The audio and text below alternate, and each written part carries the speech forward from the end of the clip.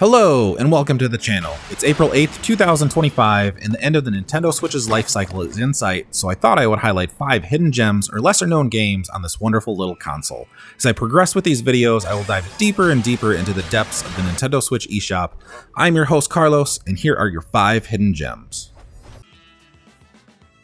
First up, we have Bomb Slinger from developer Mode4 and publisher Plug-in Digital and Chorus Worldwide. The game was released for the Nintendo Switch on April 11th, 2018.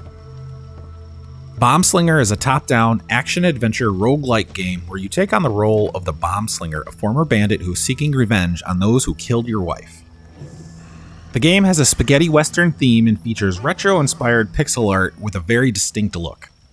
In single-player mode, you make your way through procedurally generated levels using bombs as your main weapon to defeat the enemies and solve the terrain puzzles. You have an experience meter that allows you to level up throughout your journey, gaining power-ups and sub-weapons to help you along your way. You acquire gold as you defeat enemies, which you can spend in a shop, which is randomly placed in every level. You have a map that you fill in as you explore the world, with a boss battle randomly placed somewhere in the map. But be careful, if you die, you lose all of your power-ups and abilities that you found along the way. Bomb Slinger does offer 4-player cooperative and competitive multiplayer for endless amounts of bomb-placing fun with your friends.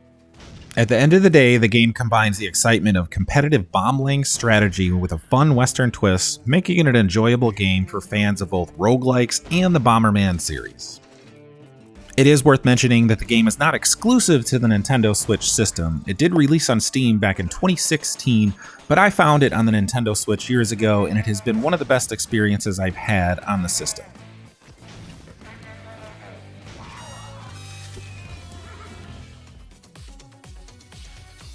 Next up, we have Fast RMX from developer and publisher Shinin. The game released exclusively on the Nintendo Switch eShop on March 3rd, 2017. This was a launch title for the Nintendo Switch. Fast RMX is a high-speed racing game in the vein of F-Zero. The game even goes as far as having the same announcer from F-Zero GX.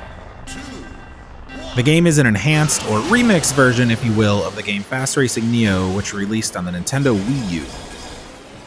The game offers expanded content, improved features, and it runs at a buttery smooth 60 frames per second.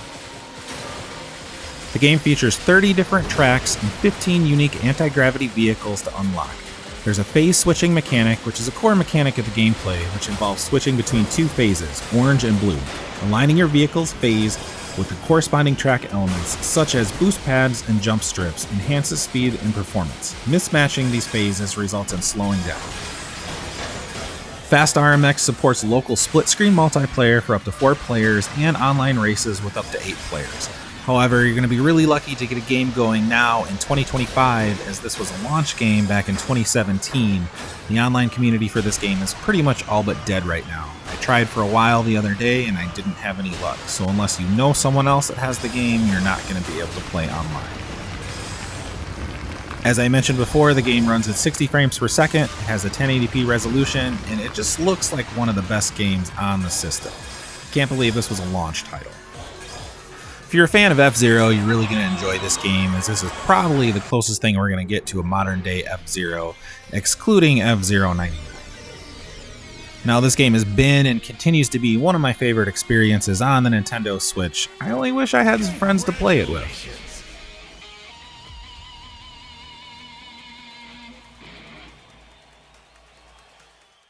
Up next, we have Bad North from developer Plausible Concept and publisher Raw Fury. The game was released for the Nintendo Switch on August 20th of 2018. Bad North is set in a Nordic-inspired world where you control a small group of Viking commanders defending islands from waves of invading forces. The core gameplay revolves around tactical decision-making, where players must position and command their units on small, procedurally generated islands. Each island has different terrain that affects how you place your troops. The units themselves are diverse, ranging from swordsmen to archers with unique abilities. The challenge lies in managing limited resources, strategically positioning your troops to fend off enemies, and upgrading your commanders as the game progresses. The game features a minimalist art style with vibrant colors and simple but effective visuals. It's relatively easy to pick up, but offers a good amount of challenge as the difficulty ramps up and players need to adapt their strategies to handle different enemy types and terrain. A key element of Bad North is its roguelike elements.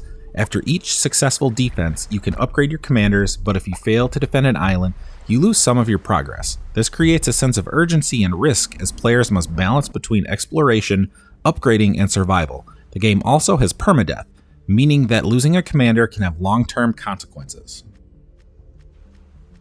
Overall, Bad North stands out for its blend of strategy, tactical depth, and its approachable yet rewarding gameplay, offering a fresh take on the RTS genre. This game was featured in a very early Nintendo Nindy Direct where it caught my eye right away. It has countless hours of replayability, and it's something that I've enjoyed so much that I even bought the physical version from Limited Run Games when it was available. Bad North is again one of my favorite Nintendo Switch experiences. Up next, we have Tiny Metal from developer Area 35 and publisher Unities. The game was released for Nintendo Switch on December 12th of 2017. Tiny Metal is a turn-based strategy game that's heavily inspired by the Advance Wars series. You control a variety of military units on a square grid, fighting enemy forces while capturing cities and strategic points. Vision plays a key role, as every map has fog of war. Positioning units and using recon effectively is crucial. The game has a bright, slightly anime-style aesthetic with a colorful but clean look for units on the battlefield. The story centers on political intrigue and warfare in the fictional world of Artemisia. It follows Lieutenant Nathan Grease as he uncovers hidden agendas during wartime. In addition to the story mode, there's also online multiplayer and plenty of skirmish battles to dive into.